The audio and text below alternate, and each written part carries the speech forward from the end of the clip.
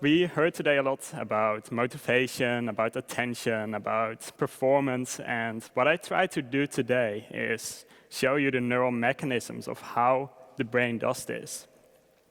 So let's take this subject.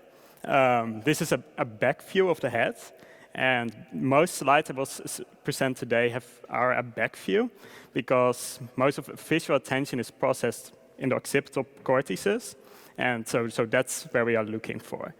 And let's say we present this subject with a beer. So a beer can be really important for this subject because it will make the task a little bit less boring. Once I present this stimuli to the subject, he will start paying attention to it, and this will induce a cascade of processes, a cascade of neural processes, which we can track using EEG. So we assume this subject has a brain, and we somehow want to create like a window inside of what's happening in the brain. To do that, we can place a bunch of electrodes on someone's head and measure the ongoing electrical brain activations. So that looks something like this. And this is basically a summation of neural activity occurring in, for example, occipital cortices that we can record on the scalp. And we can say at the millisecond to millisecond basis what's happening inside of the brain. So what this provides us is kind of like a way to extract a sort of neural markers of what the brain is doing. And we can use these neural markers to tell something about cognitive processes. So let's take this segment of EEG and see what we can extract from this EEG. One thing that really grabbed my attention is oscillations in the alpha range. So I can extract from this EEG a sort of like envelope of going up and down, of changing amplitudes in this range, in this 8 to 14 range. And this tells us something about what the brain is doing. So let's say we take this segment and we look at fast versus slow RTs. We are going to try to predict whether someone is going to respond fast on an upcoming stimulus. So we have a target onset, and we're going to look whether we can predict whether someone is going to respond fast or slow on this target. If we do that, we find something like this. So blue is kind of like decreases in these alpha oscillations. And we see that based on the reaction times, we can predict, or we can see that fast RTs are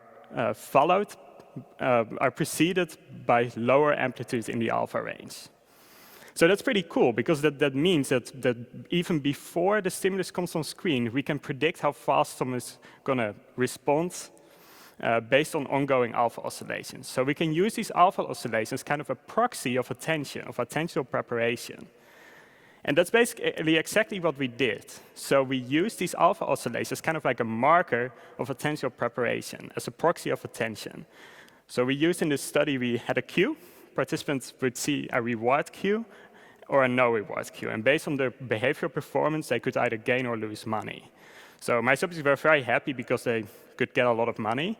And what we looked at in this interval between the cue and the target, so the target was the Stroop stimulus, looked at these attention or these EEG markers.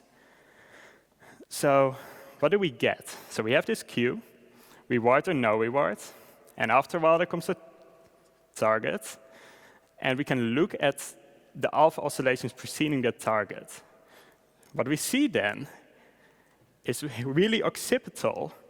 We see this decrease in alpha for reward compared to no reward. So there's this inverse relationship with attention.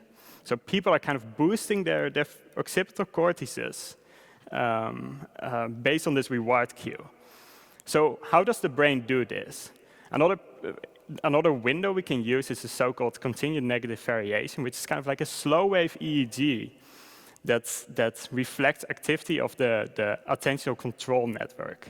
So if we do that, we see that for reward there's like this higher negative variation.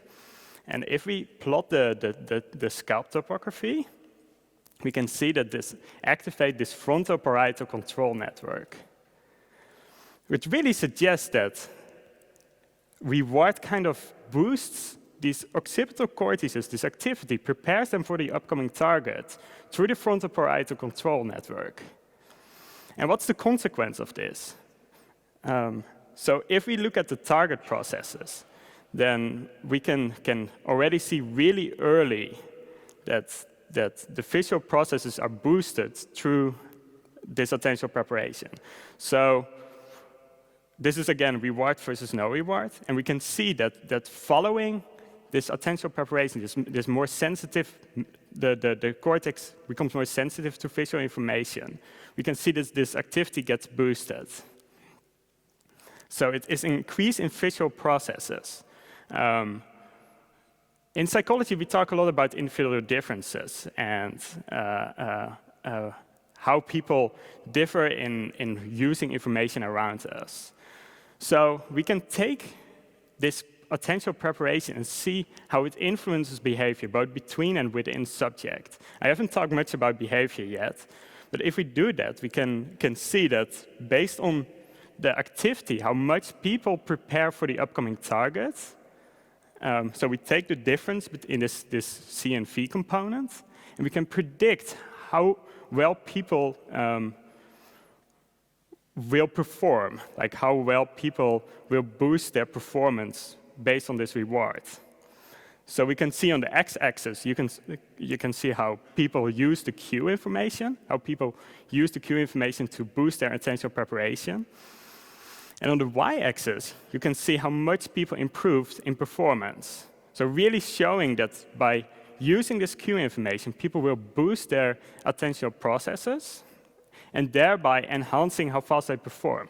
So what we did so far is kind of outlining this neural cascade of process. So first, we can see how alpha is this proxy of attention, right?